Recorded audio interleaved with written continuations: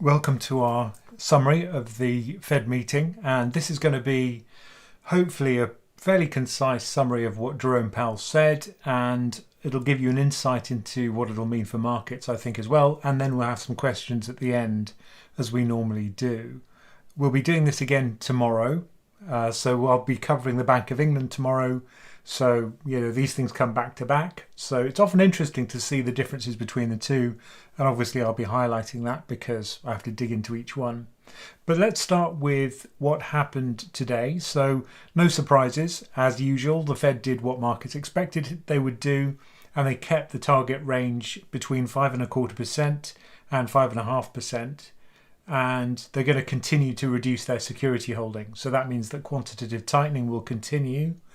And there was good news in the form of lower inflation readings. That was another air punch from Powell. And he didn't declare victory, of course. He wouldn't do that. But he did sound pretty smug, and maybe justifiably so. But over the last half of last year, that's when we're really seeing those successive months of inflation falling in the United States. And that was very good news. However, Powell stressed, that they need to see continuing evidence to build confidence that inflation is moving down sustainably toward our goal. And he said that repeatedly. Now, longer term inflation expectations remain anchored. We'll see evidence of that later on. We're going to go through the data that Powell was talking about. But it does look promising in terms of expectations being managed and the Fed remaining credible. Now, it's really important that the Fed does remain credible, of course, because that drives people's behavior, which in turn affects inflation. If it gets anchored, if people expect inflation to be high, it's a kind of self-perpetuating problem. It becomes ingrained, and then possibly it won't come down for longer.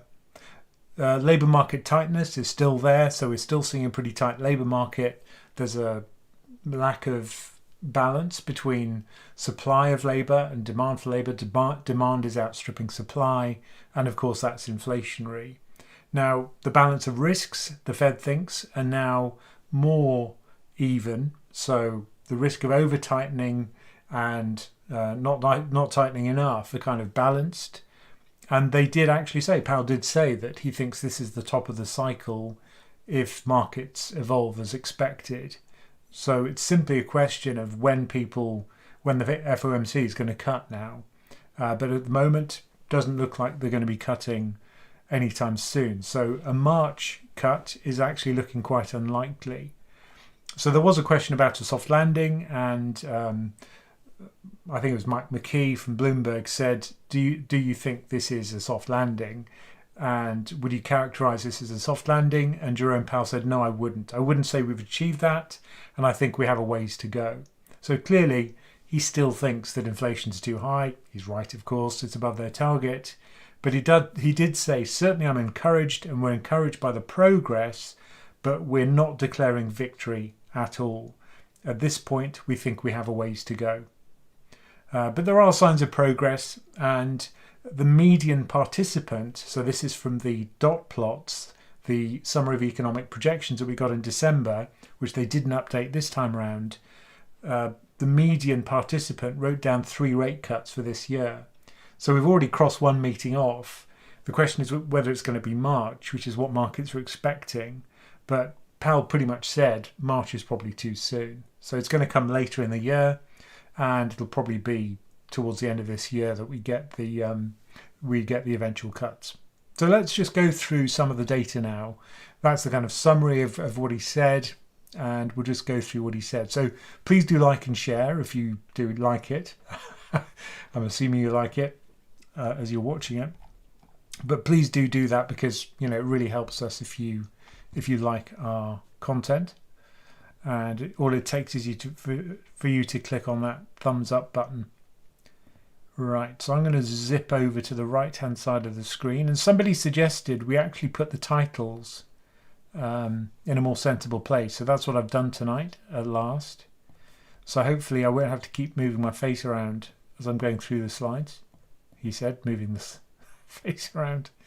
Okay, so I will have to keep an eye on it though, because it does move around. So every meeting, what I've been doing is looking at what the market is pricing in using the Fed funds futures market based on so I'll show the expectations for that morning before the Fed actually talks. So you can see this was in February 2023, and at that point the first cut was expected to be in November of 2023. Of course, we're well past that now. And then over time, what you can see is the first cut was actually brought forward to July of 2023. Of course, that was way out. It was nothing like that. And then the first cut was expected to be in September of 2023. So markets were getting a bit more realistic. And then December 2023 and then March of 2024, which Powell's just said is unlikely. And then finally we get to June of 2024 as markets pricing in something more realistic. I think June is a more realistic expectation. But that was as of September last year. And then July of 2024. So as of today, markets now expect the first cut's going to be in March of 2024. So you can see as the data comes in, either hot for inflation or weak for inflation, or low for inflation, lower than expectations, you can see how markets overreact. They either say, oh, it's going to be really soon that the first cut happens, or it's not going to be for a long time. And at the moment, the focus is very much on March. Clearly, after Powell spoke, he pretty much said it wouldn't be March. Let's see what happens to expectations in the days ahead. But we didn't get dot plots this time, so we can't go through the summary of economic projections. I will show you what they were, just so that you can see. But we didn't get that today. So this is kind of handy. This is Nick Timrouse, who's of the Wall Street Journal journalist. And this shows the differences in the statement, which comes out half an hour before the meeting. And you can see quite a lot of the language has been changed, which is interesting. They are changing their messaging. You can see the amount of red here almost as how much new information is being transmitted through their policy rate. And last time there was hardly any change, so there wasn't much new information. Now we are starting to see changes. And the two key things which really stood out to me is that the committee judges the risks to achieving its employment and inflation goals are moving into better balance. So clearly they think policy is restrictive enough and they went where they need to be. And Powell described this as a three-stage process where initially you're wondering how high and how fast you should raise rates. That's well past. The second question is, are we restrictive enough? And it looks like the answer is now yes. And of course, the next question is, when do we cut? And what they say is the committee does not expect it'll be appropriate to reduce the target range until it's gained greater confidence that inflation is moving sustainably to 2%. So they're not convinced yet. And it doesn't sound like they'll be convinced for some time. Yeah, and an important thing, I think, is Jerome Powell's tie colour, because this is his dovish tie. At least that's my take on it. I might be wrong. But this was his dovish tie. So when he has a dovish meeting, this is the tie he wears. Then he wore it again at the next meeting. Then last time in December, I was a bit thrown because, it was a kind of hawkish tie, evidently. I thought it was dovish at the time. It's not. So this is his dovish tie. So I think purple is dovish. And that's what it seems to be. So that's why I think probably we're going to get a significant cut over the course of this year because of this tie. The summary of economic projections, we didn't get an update, but we can see what people said last time. And of course, this is out of date. But certainly for inflation, the FOMC expects the FOMC members expect that PCE inflation will be down to 2.5% by the end of 2024 and down to 2.1%, which is their target pretty much. 2 is their target by 2025. And consequently, they think that the policy rate is going to go from 5.6 to 4.6 to 3.4 by end of 2025. So pretty much, 1 percentage point per year over over the next 2 years, which means 4 cuts per year for 2024 and 2025. And that's pretty chunky. That's going to be a pretty rapid pace of cuts if markets are in line with what the FOMC was expecting in December. So here you can see the dots themselves. Each of these dots is one member of the Monetary Policy Committee's estimate of where they think the policy rate will be at the end of each year. So 5.1% is the median for 2024, 3.9, 2.9, and then the long run average they think will be 2.5. So that's where we're headed, 2.5 when everything's fine and inflation's back under control, and we'll be pretty much there by 2026. So a lot slower than markets are expecting, because markets are expecting, cut after cut after cut. So if we look at those, so after the first cut in March, every single meeting there's a cut, except for November of 2024, but then December there'll be another cut. So very aggressive rate cuts according to the market, way out of line with what the FOMC says will happen. So let's go back down to where we were and back to the kind of tight labour market. So if we look at the number of unfilled job vacancies per unemployed person, and the Bank of England started using this statistic too, there are actually 1.4 job vacancies for every unemployed person in the US right now. So if you're eligible to work, that's how you classify as an unemployed person. If you're not eligible for work, you're not even in the data. But still, it's well below that 2 jobs per unemployed person, which is where we were previously. So this is a very tight labour market still way above where we were before the pandemic. And that was a pretty tight labour market then compared to history. So still very tight, and of course that's inflationary. But you can see that consumer price inflation has come down a lot to 3.3%. So encouraging that that's happened without a big pickup in unemployment. So if we look at recession shading overlaid on that unfilled job vacancies per unemployed person, you can see that usually it takes a recession in order to get that number to come down. And that seems to be the case still. It's taking a very long time for that unfilled job vacancies number to come down relative to the number of unemployed. So maybe we will need a recession to get there. And although the US economy is looking very strong now, Jerome Powell did say we expect the GDP data to start weakening. That's just that would just be the natural thing to happen if you are getting very restrictive policy.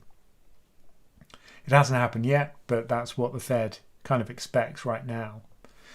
So if we look at non-farm payrolls, this is the most important number, I'd say, for any investor.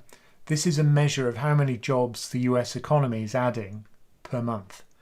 Now, in order just to absorb the number of new entrants to the jobs market, you'd have to have 100,000 new jobs, roughly. But it's been running well above that. So you can see these numbers, 216, 173, 105, 262. It's been running pretty hot. Loads of jobs added to the US market. And that's because there's demand for labour. If we zoom in on that so you can actually see the numbers, this is the rate to absorb new job entrants. That's the 100,000 number I was talking about. And you can see we're still way above that. There was one reading, or maybe 2, over the last 12 months or so, which were close to it. But we're still nowhere near that kind of sustainable 2%-y target kind of non-farm payrolls number. So the jobs market is going to have to cool off, and that means less demand for labour, and that means a cooler economy. So that's kind of consistent with a lower level of GDP growth, a lower rate of GDP growth, which we're still not seeing. Growth is still very strong in the US. What we're not seeing, however, is a price-wage spiral. That's what keeps bankers up at night. It's when prices chase wages and wages chase prices, and this typically happens when you have a tight labour market. But what we're actually seeing right now is earnings growth is still pretty brisk. It's 4.1%, the last data we saw, which is above where it was, well above where it was in normal times, if you remember those, where it would be normally around 3%, maybe 2.9. That would be a kind of normal earnings growth in the US. But currently we're still at 4.1, but it is falling. And it's real wage growth, so it is increasing faster than inflation. Good news if you're an employee in the US, because your wage is increasing above the rate of inflation. But bad news if you're the Fed, because you really need to get that earnings growth down to pre-pandemic rates, which would be more like 3%. So we're still about 1 percentage point too high for earnings growth to be consistent with a 2% target for inflation. So that's not fixed yet, but it is moving the right direction. The balance sheet we mentioned, so this is the amount of securities which the Fed holds of its own debt. In the UK, we own the Bank of England at its peak owned about a third of outstanding UK debt. And there the debt tends to be longer maturity. In the US, usually it's more short-term bonds which are issued by the government. That's just the way they roll. But you can see if we look at the size of the balance sheet, it peaked at about $9 trillion. It fell very aggressively initially. Then we had the collapse of Silicon Valley Bank. The Fed allowed banks to use its balance sheet. It lent money to these banks in order to have money to pay people, so that if there were people leaving their bank, they wouldn't have to sell their treasuries at a loss in order to pay those people to remove their deposits. And that you can see the banks use that facility because the Fed's balance sheet increased by about $500 billion. But then once that crisis abated, the shrinkage of the balance sheet increased again, and it went back to shrinking, and it's shrunk a lot now by about $1.3 trillion in total. So here you can see all those rounds of quantitative easing going back to 2008, QE1, QE2, QE3, and you can see that balance sheet ballooning. And of course, QE4, that was in 2020 with the pandemic, and that really made the balance sheet blow up. And then you can see it is now shrinking pretty fast. So I think it's at about $1 trillion a year, and that's going to continue according to the Fed. It was interesting. There was also a question about whether you could have the two policies running counter to one another, because if you're shrinking the size of the balance sheet, you're making policy more restrictive. However, what we've done now with the interest rates is to stop increasing them. So we could be in a situation, and Powell said this is quite possible, where you're easing policy with interest rates, but you're still keeping policy tightening by shrinking the size of the balance sheet. So you're kind of draining liquidity out of the US economy. And there are some worries about what the effect that will have on reverse repo. And they'll be looking at that in March. This is what Powell said. So they will be discussing whether that's going to break something later on, which happened in 2019, if you remember. Progress in core inflation looks promising. So we mentioned the fact that 6 successive months of falling PCE inflation is what the Fed's seeing. Here we're looking at CPI inflation, which is actually not the measure the Fed looks at. It's what everyone else looks at. But there you can see the real progress that the US has had shrinking inflation. A lot of that came from energy initially, but now it's widened out to lots of factors we'll see in a second. But core inflation, that's the yellow line, that's now down to 3.9%. And that strips out energy and fuel, and it's less volatile. And usually the Fed focuses on these core numbers, and that's coming down quite pleasingly, I think, for the Fed. So here's that breakdown by component, and this is annual price changes on the left, monthly on the right. And you can see that many of the components of annual inflation in the United States are now falling on a year-on-year basis. Mostly energy stuff or energy related, things like airline fares, gasoline, but also things like used cars and trucks, which, if you remember, were affected by that chip shortage. That made used cars and truck prices go through the roof, but that has now gone into reverse, and it has done for some time. Transportation services still seeing pretty big year-on-year increases. And if we look on the monthly changes, you can see that electricity, airline fares, medical care services, all of those are still seeing inflation. But we are seeing deflation in fuel oil over the last month, so between November and December of last year. So generally positive, but there are still some sticky components, and they're mostly to do with services and wage growth driving up prices. This is the PCE measure, which is what the Fed actually looks at, and it's personal consumption expenditures inflation, and the core measure is what the Fed looks at. So you can see what he was saying.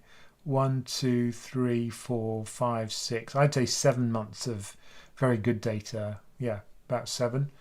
So very promising to see that fall successively every 6 months. And if that continues, then it's going to be very important, because it means that the Fed is more likely to believe that you've got this sustainable fall in inflation, and they won't cut too soon and suddenly have a spike in inflation and have to reverse everything.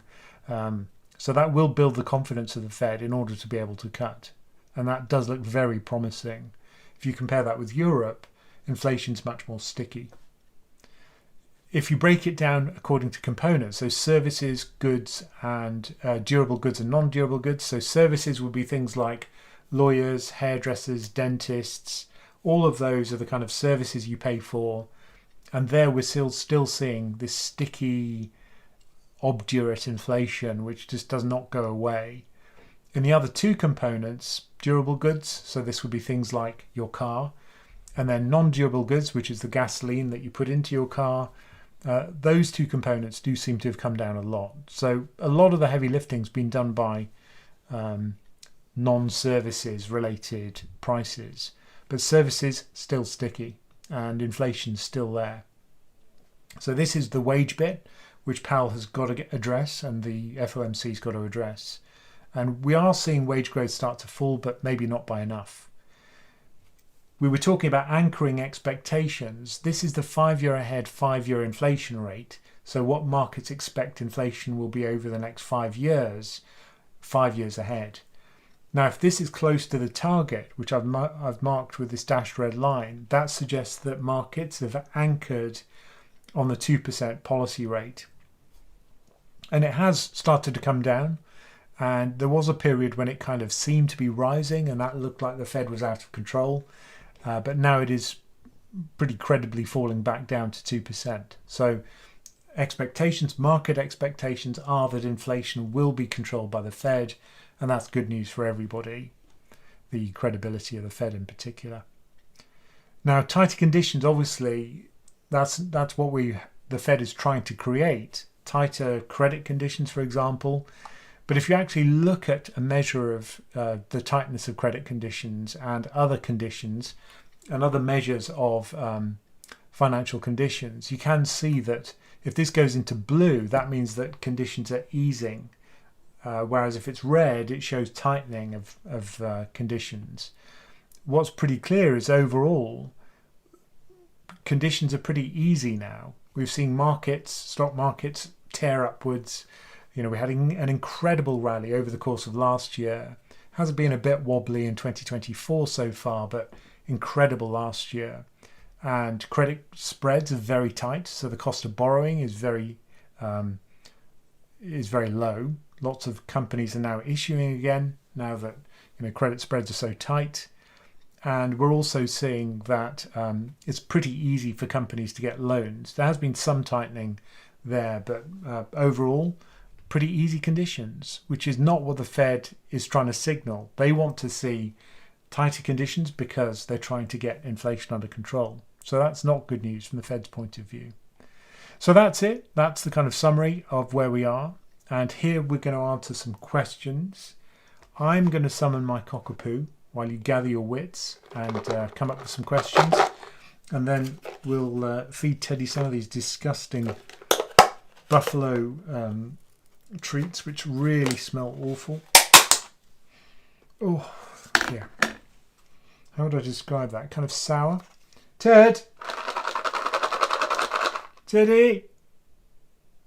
See how long he takes this time. He usually takes about 10 seconds. Here he comes. Oh, yummy.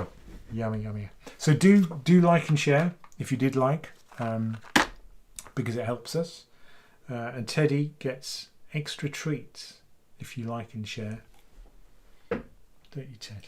Yes. Very good boy. He loves these treats. I've been teaching him tricks, so now he can stand. Do you want to stand actually? Yeah, let's try. Let's try. Come on. Come here. Come here. Come here. Stand. Stand. Oh, over here. Over here. Oh, stand. Stand. Good boy. Very good. Very good. And you can't see it, but you can roll. And so he rolls one way, he rolls the other way. Very cool.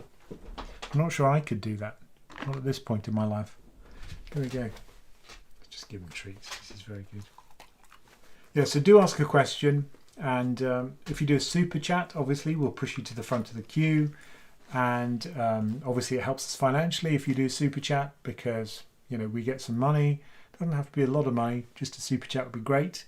And the other thing that helps us is if you support us on YouTube, again, you know, we'll push your question to the front of the queue. Oh, he's given up now.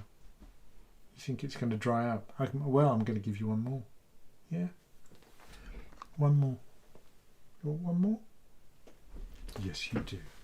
Yes, you do. Okay. One more treat, otherwise you'll be sick.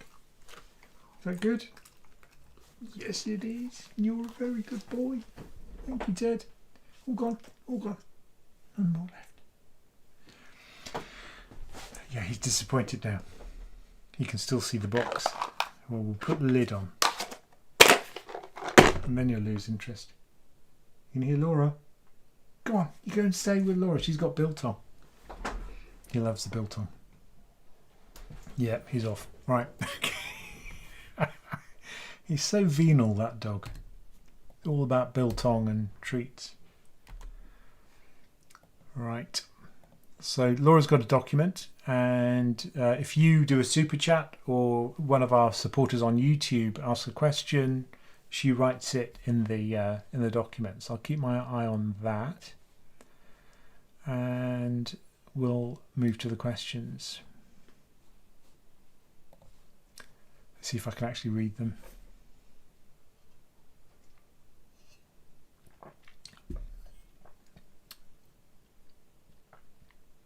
What's your view on Vanguard predictions that the US market will underperform in the next couple of years? I have a new SIP and I'm thinking of investing in EM, EU and UK focused ETFs. Oh, interesting. I mean, I think a lot of people are in this situation where you look at the US and, you know, it is dominated by the mega caps and the Magnificent Seven, and there's so many people that I speak to say, look, I'm thinking of holding off on my investments this year because it just seems like the US is too toppy and it's disproportionately expensive compared to other markets, which is true. It is expensive, and it's, you know, maybe second to India. It's very expensive. The Indian market's also been on fire and valuations there are very high. But would I hold money back from the US? Probably not. And the reason why is I think this time around it's much more sustainable, the huge rally in these mega caps. If you look at their valuations, some of them are still crazy. You know, Tesla is still crazy. Amazon is still very high. But previously Amazon was trading at more than 140 times forward earnings. Now it's at something like, from memory, 50. So much more reasonable. You know, not so crazy as things were. If you strip out the Magnificent Seven from the S&P, there's very poor returns. So it really is down on the shoulders of those companies that the US has been so successful for so long. But the question is, will that stop? And I think the reason why it might not stop very quickly is because they're so profitable and successful. They've got almost monopolistic pricing power. It's funny, I said this on one of our forums on Slack with community members, and somebody said, no, it's not true. They're not monopolies, so they have competitors. All I'd say is that they are very dominant. So if you look at Apple, it very much dominates the smartphone market. It's just pulled ahead of Samsung in terms of volume. And if you multiply by the premium you pay for Apple's products, it's way ahead in terms of revenue. So if you've got a, you know, $2 trillion company, it's $2 trillion for a reason, and that's because it's very profitable. Similarly with Apple, similarly with Microsoft, which is kind of vying for first place with Apple right now. So I think it is sustainable. It's simply a question of how it stops being sustainable. And I think the most likely outcome will be that there'll be some kind of antitrust case made by US politicians, which is going to reverse things and maybe knock down those stocks a peg or two. Or there'll be a disappointment in earnings as the euphoria about AI starts to fade. That narrative is kind of crumbling now because people realize that, okay, you've got Microsoft Office and you've got an AI assistant, but it's just another thing, right? It's like a thesaurus, or it was exciting initially, but then people just take it for granted that you can go to one of these AI tools and get it to, like ChatGPT, and get it to summarize things, write code. It's very quickly taken for granted. And it's also very expensive for these companies to do the R&D, but also to create the hardware that can run these large language models. So the big question is, how profitable is AI going to be? And interestingly, Powell was talking about this because there was a question about productivity growth. And, are we going to go back to the productivity growth we saw before the pandemic, or are we now in a new phase of growth where productivity growth is higher? And Powell said, yeah, AI is very promising, but I think it's too soon for it to really move the needle on productivity. So I think probably we'll go back to the pre-pandemic level of productivity, or rate of growth of productivity, because working from home isn't going to move the needle, he said. And also we're not going to see a big change from AI. In fact, let me see if I can find it. His comments were kind of interesting. Artificial. Here we go. What would it take? It would take, people talk about AI, but my guess is that we may shake out and be back where we were, because I'm not sure I see work from home. Doesn't seem like it's a big productivity increaser. AI, artificial intelligence, generative, may be, but probably not in the short run. Probably maybe in the longer run. So I'm not seeing why it would. But right now, I would say the productivity is kind of what falls out of the broader forces that are driving people in and out of the labor force, and activity returning and supply chains getting fixed. So there you go. Not AI, not working from home. We'll just go back to the way we were. So, do I think we're going to have a new environment in which we've got higher productivity growth? I kind of agree with him. I don't think so. But I think that these AI developments are exciting. I use them all the time, but it's simply a question of, whether the Magnificent Eight can carry on delivering in terms of earnings. So that'll probably be, those disappointments in earnings as a narrative about AI starts to come back down to earth. How much profit is it going to generate in dollars and cents? And is it going to boost Microsoft's profit above all of the other stuff that it does? And my guess that initially it's not.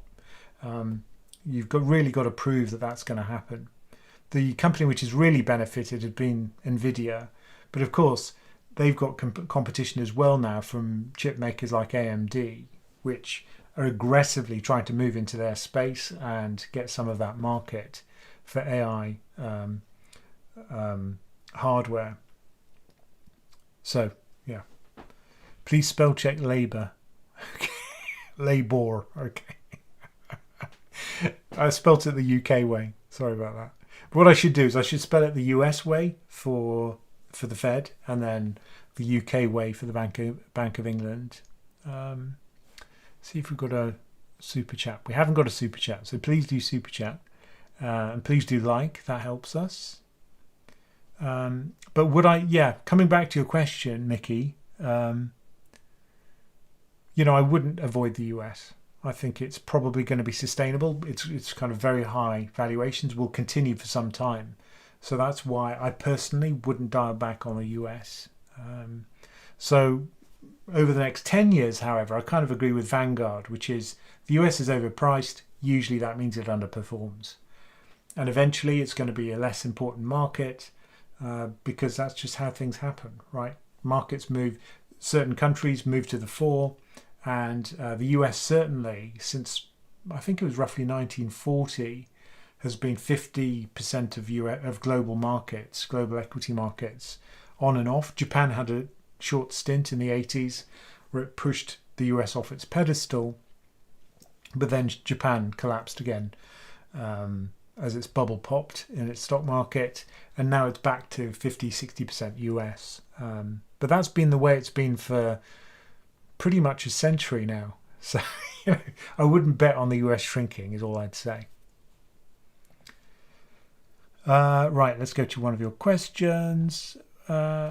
So, does KOMR have growing appeal as an alternative way to play international equity? It's not something I'm familiar with. Let's have a look for it.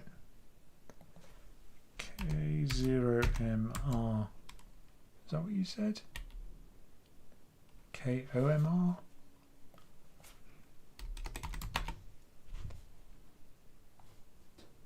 King's Own Malta Regiment? I don't think that's it. I'm not sure what you're referring to there.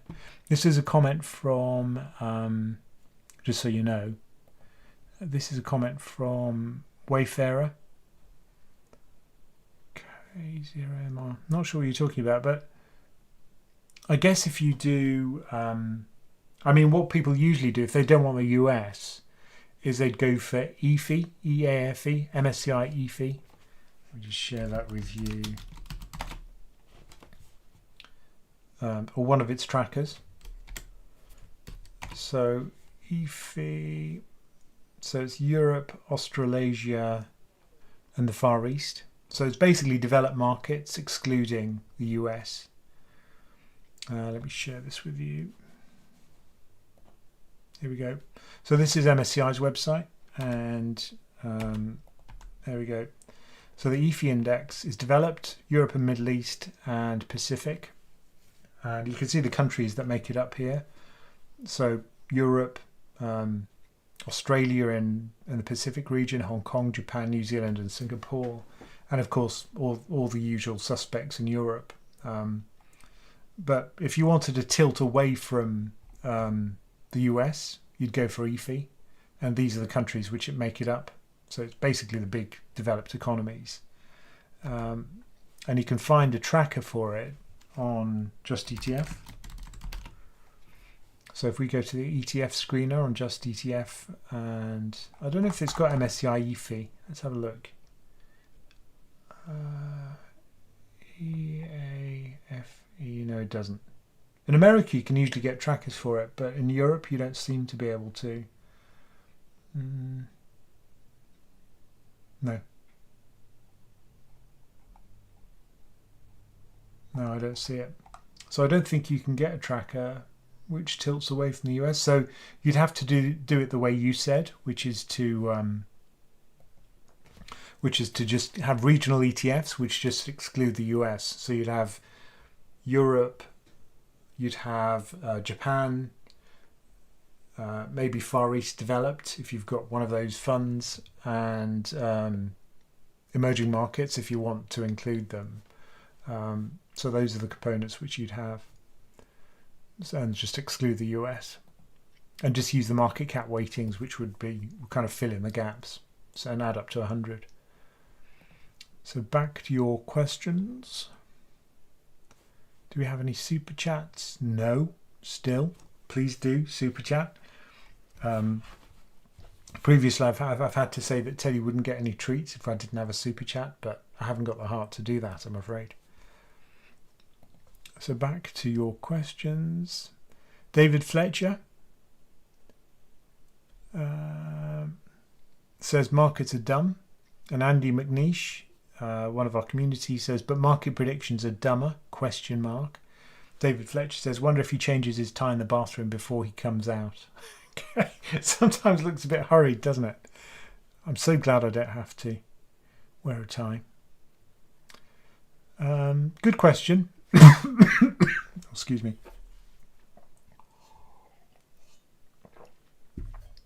Good question about oil prices from Ralph Wu. It's funny because when I used to work in investment banking, whenever there was a new annual creation of the forecasts from the investment bank, the way it would work is the economists would come up with a global GDP forecast, inflation forecast by country, by global.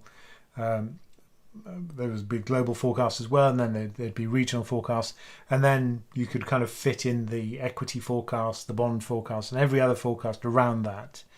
But the one wild card was the price of oil. Nobody can predict it because it's usually driven by geopolitical factors, which are very unpredictable. But it was just so important in driving markets, almost every market. And you've got some countries which are importers of oil. For them, it's a cost, like the UK.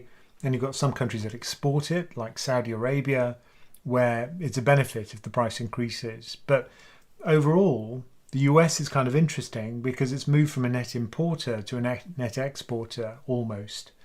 And the increasing price of oil has a much less negative effect on GDP, US GDP, than it used to. And that's a deliberate choice, right? With tight oil, with shale oil, the US has pretty much changed the story and its dependence on Middle East oil because of all the crises that happened in the 70s and 80s, the oil embargoes that really badly affected the US. So becoming energy independent, almost, the US has really turned the tables, and something I think they've done, which we should replicate in Europe and in the UK. But look, the price of oil, very unpredictable. If it increases, like I say, good for some countries, not so good for others. For the US now, it's not so bad as it was. I think it's still a cost because if you look at the inflation numbers, they're still very much driven by energy. In fact, if you plot US inflation versus oil prices, the oil price change, there's a very strong link between the two. So if there was a big spike in oil, that would create a spike in inflation across the world because a lot of things depend on energy. So, that would be back to square one when it comes to the inflation spike. And that means rates would stay higher for longer. It'd be bad for growth stocks. Value would outperform. The UK would outperform, shockingly, because it's got no tech, hardly any growth stocks, got lots of energy. So that would certainly help the UK market. And the one market that shone during the tech wreck was, of course, the UK in 2022, because it has almost no tech and lots of energy and lots of financials, pharmaceuticals. So that was just the right combination for the UK to do very well. So that's my prediction. I think it would actually be pretty good for the UK. Right, back to your questions. That was a good one. Thank you, Ralph Wu. Never even mentioned New York. NYCB. No idea. Hedge Fund says, hi, Ramin. Hi. Andy McNeish, good question. US 2 and 10-year yields have been moving away from reinversion in the past few weeks. When do you think this will occur, and how dangerous might it be? Well, I think, look, the kind of primary mover with the shape of the yield curve is what the Fed does. The long end of the curve is much more stable. So think of it like the kind of pivot at the long end based on growth and inflation expectations. And then at the short end, you've got Jerome Powell and the Fed. Currently, they're being very hawkish. So they've got their policy rate above 5%. When inflation comes back under control, what's going to happen is the short end's going to start falling and the inversion will end. So personally, I think in this case, when the short end of the curve is moving down because the economy is healing and inflation is falling, that's a positive. If the short end moves down because of a crisis like COVID, clearly that's not so good. So uninversion can be bad if it's caused by an emergency cut by the Fed. But if it's just Fed normalizing policy, that's a positive uninversion. So that's my take on it anyway. You've really got to look at the kind of macro behind it. Just looking at the yield curve on its own doesn't tell you why it's uninverting. You have to understand the policy movements, but also the macroeconomic situation behind it. And this time around, it's a positive, right? It's kind of a good news story. things are healing, which is great. Oh, we've got a super chat at last. Gavin Lawrence, thank you very much. And again, this is for my Bloomberg terminal fund. It costs $10,000 a year, or $10,000 a month, I think, for a Bloomberg terminal. It's one of those things where if you have to ask, you're not going to be able to afford it. But I think it's about 10 grand a month. But very kind of you, Gavin. He says it's for the Bloomberg terminal. Make my general investment account not red, please. If only I could, I would. I'm sure it'll be fine. Oh, interesting.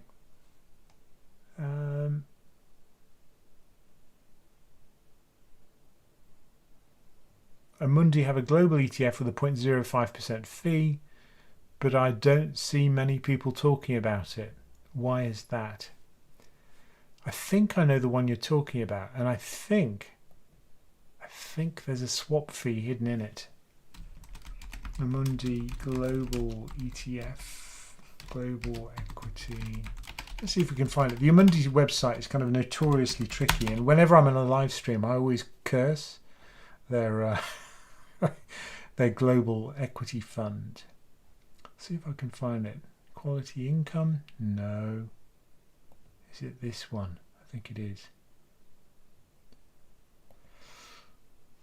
I think there's a kind of hidden swap fee inside the fund.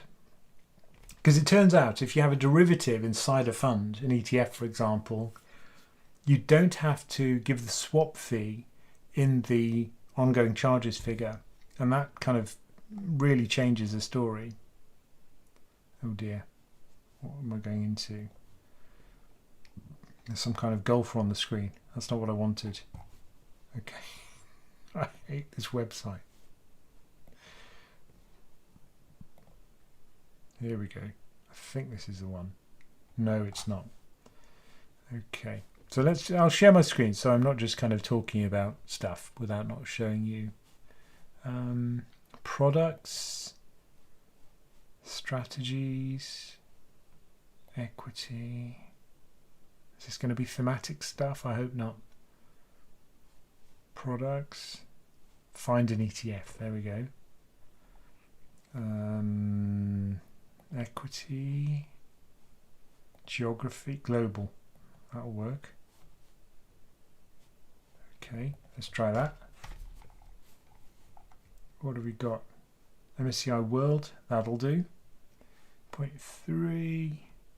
We sort by expense ratio. I wonder if we can. Yes, we can. So is this? This is the one, isn't it? So let's have a look at this one. And now I think somewhere here we're going to have something about a swap fee. Turn the volume down at 100. If I get I think it's in the key investment information document. The KID. Swap. I don't know why I think there was a kind of swap fee in this thing. Yeah, it's got a total return index. Has it got a swap in it? Do direct replication. So it does actually invest in stuff. So it hasn't got a swap in it, this one. I'm sure there was something that meant that the fee was actually higher.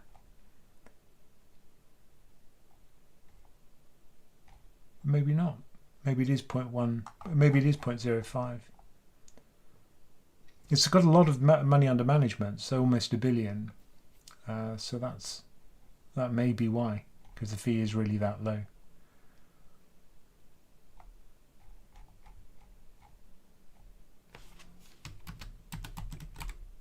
Swap fee? No, I can't find it. But yeah, I thought it was not physically replicated. But yeah, it actually looks like it is 0.05. I wonder if they've got it on. Trading 212.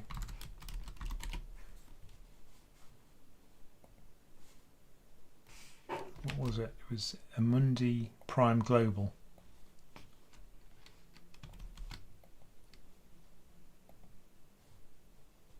Let's have a look at it on Just ETF. I wonder if they've got any more insights onto it.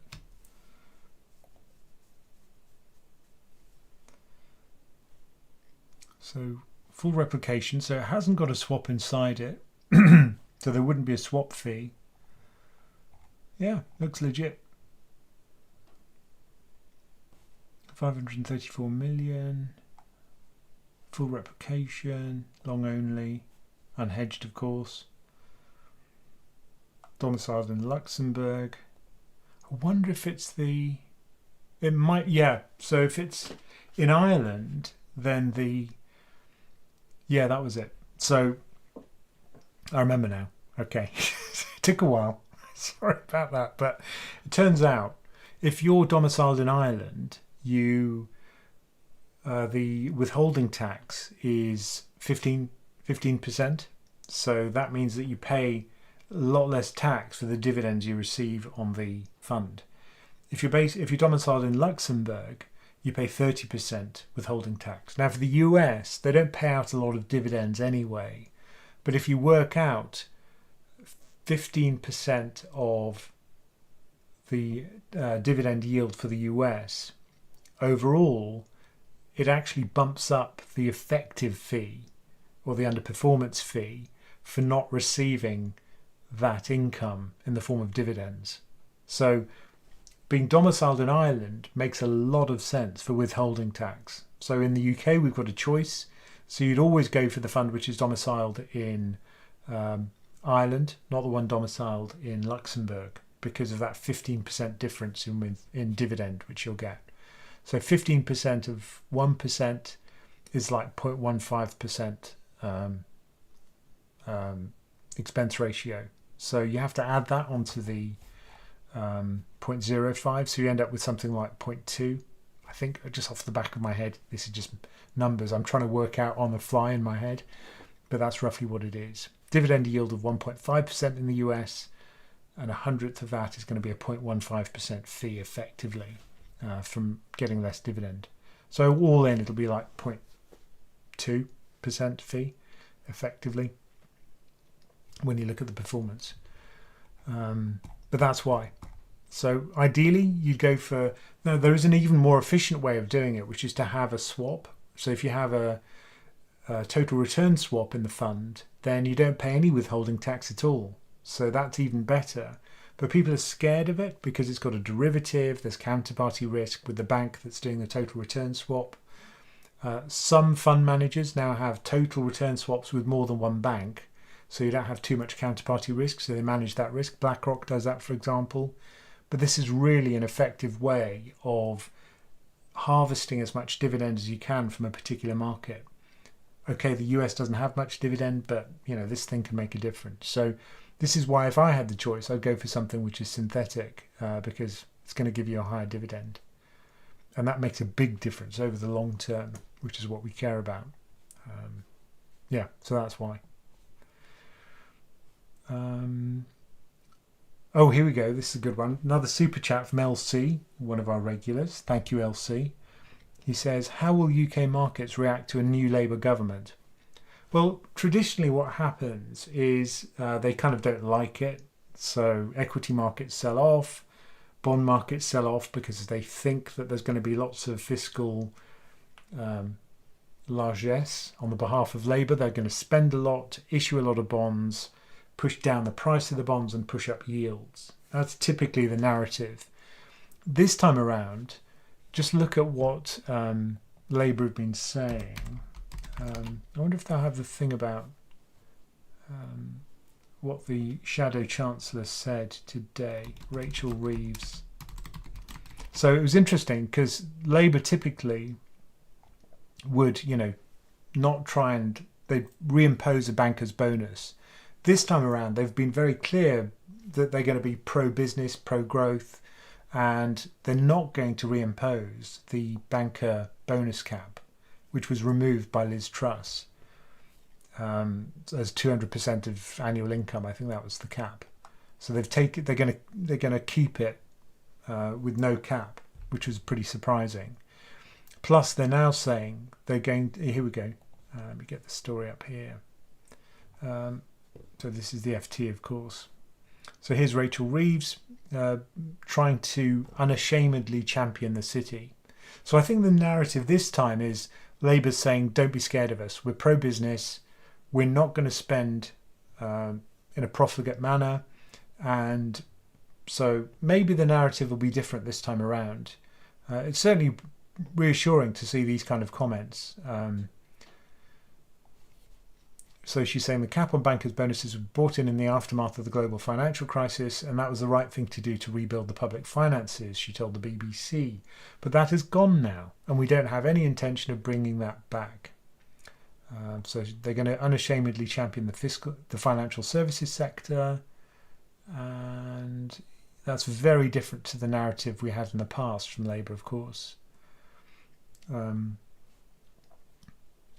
So they're going to look at regulation, more collaborative relationship with the EU, which of course would reduce trading costs and generally be disinflationary. So that would be good if they do it.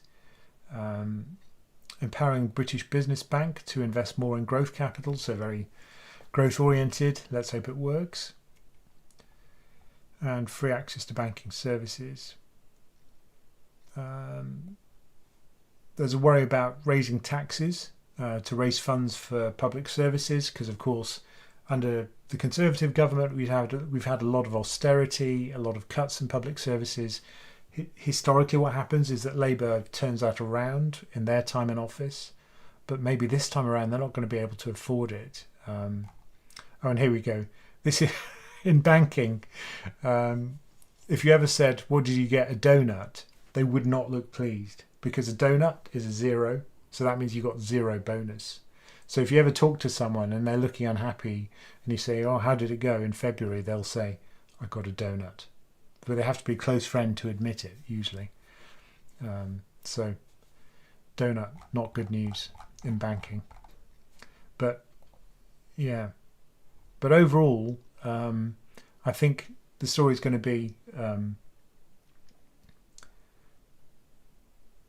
one of Labour essentially saying, look, we're kind of safe this time around and we're not going to issue lots of debt. I'm just trying to find a story about it, but I can't. Yeah. But anyway, this time around, yeah, narrative is different, I think.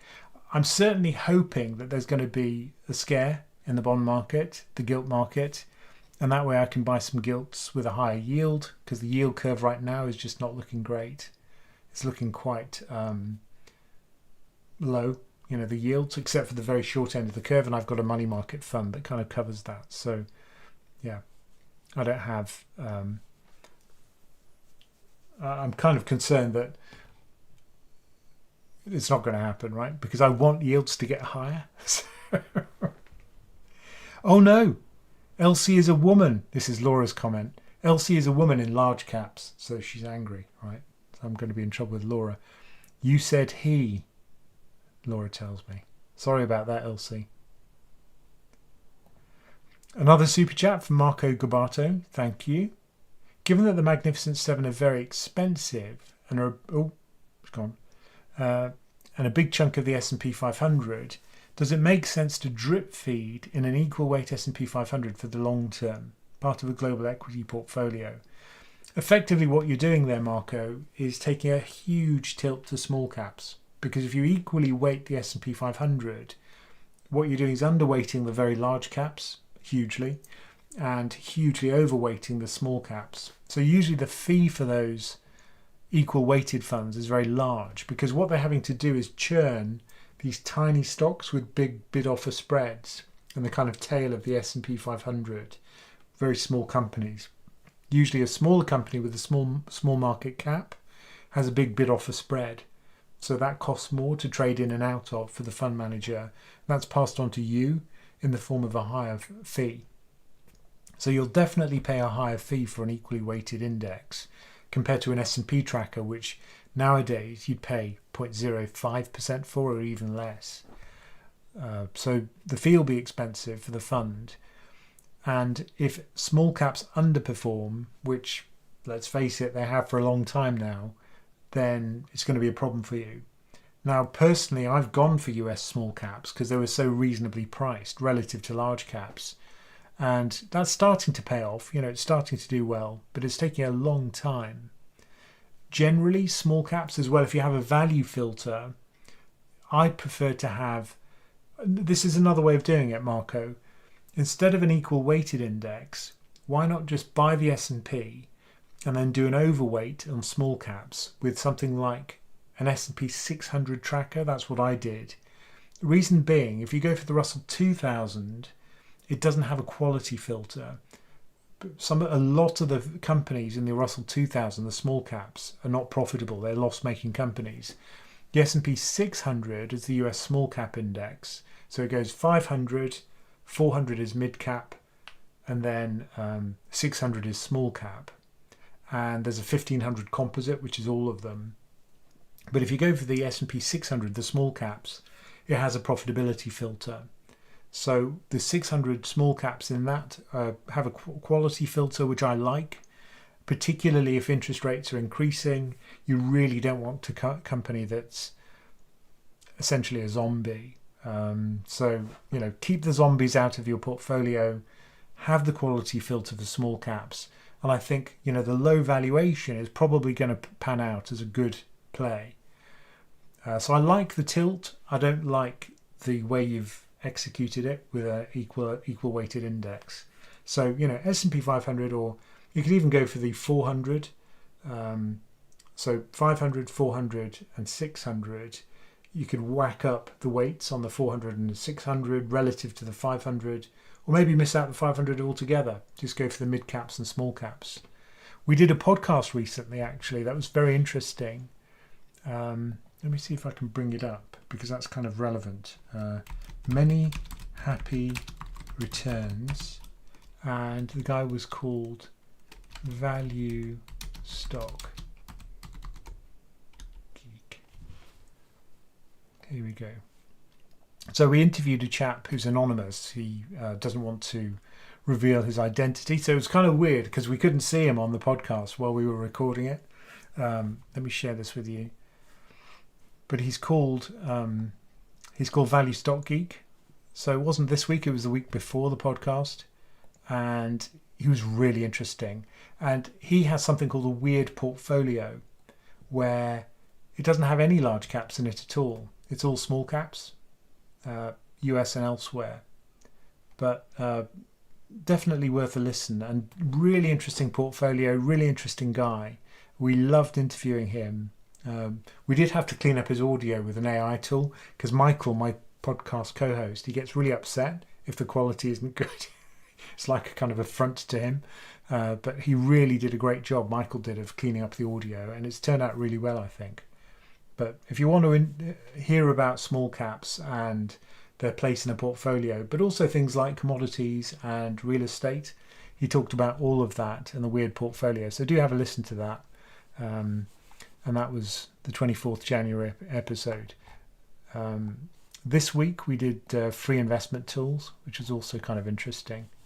And Michael's got a really bad throat, so we had to use an old episode as a kind of emergency measure. He's got a young daughter, so he's often ill. There he is. Anyway, back to your questions. One more from Marco, from M. Ahmed. Another super chat. Thank you very much.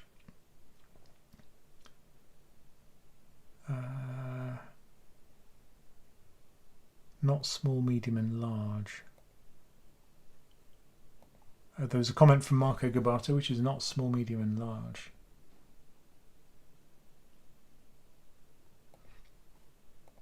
Not sure what you mean there. 0.2% fee. I guess you're talking about the fee for the S&P 500 equal weighted index. Yeah, so much higher, maybe 4 times higher than you'd pay for a simple market cap tracker.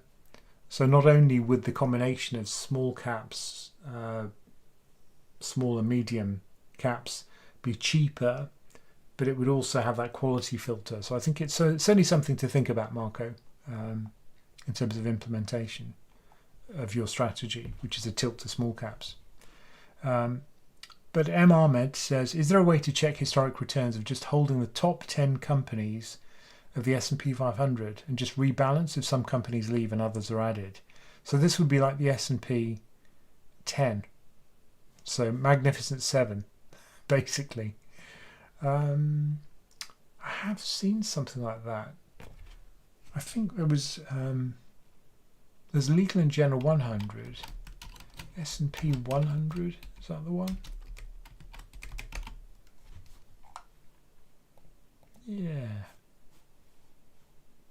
Yeah, there is an S&P 100, and so that's a subset of the S&P 500, and it's just the 100 largest.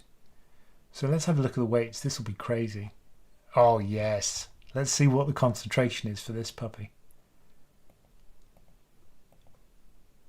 It's going to be obscene.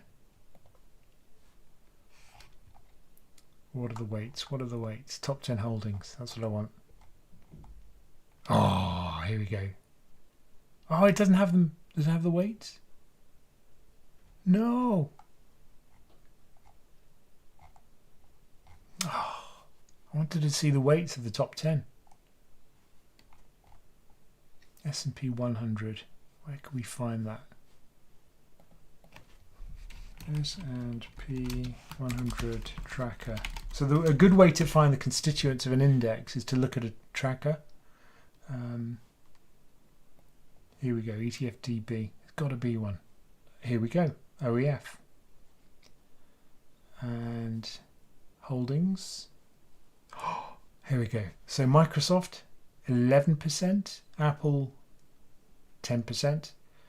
Nvidia, 5%. So the top 10. I have actually got an account.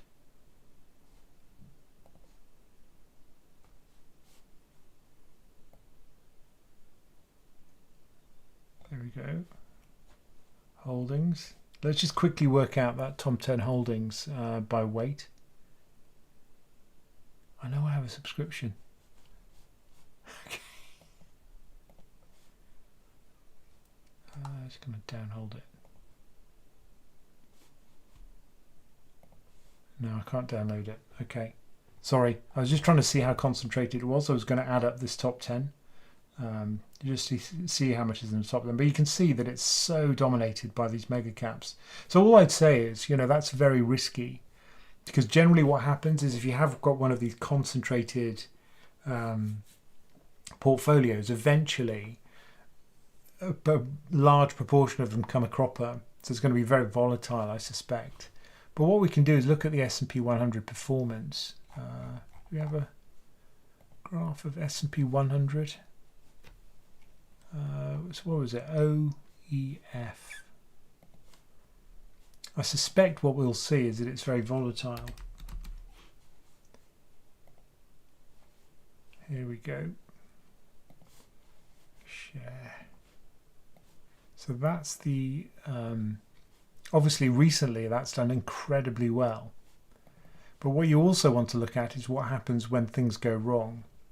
So during the sell-off in 2020, this thing lost 31%, and we can overlay the S&P 500 tracker SPY, so you can see how it's performed relative to that. So the S&P tracker SPY has actually outperformed the S&P 100. Let's zoom in on the crashy bit. Yeah, actually the fall was pretty similar between the two over that period. Let's zoom in a bit more. Yeah, very similar. But long term, the comparison of returns shows they're pretty similar over time. So since 2004, there's really, well, it's actually underperforming the S&P. So yeah. But yeah, why would you want the kind of increased concentration risk? I don't really like it. So I suspect this will be much more volatile. But looking at the data, maybe not that much more volatile. Yeah, it looks kind of similar. So you've got a slightly more concentrated version of the S&P that doesn't outperform, unfortunately. That seems to be the case. Interesting idea, though. You might have thought that because the Magnificent Seven have done so well, that would kind of strip away all the other stocks, but it doesn't seem to have outperformed. Maybe you have to be even more concentrated. So S&P 10 would make sense, but it'll be very volatile. And personally, I wouldn't go for that kind of risk. Anyway, look, it's getting late and we've been talking for ages. So thank you all for joining us. And don't forget, check out Many Happy Returns. We've got a membership where you can learn more about investing. Just go to PensionCraft.com. And Laura's telling me time to finish. So this is like Fozzie Bear being ripped off the stage. Thank you all for joining us. And please do like and subscribe. And see you tomorrow with the Bank of England. And we'll do it all over again.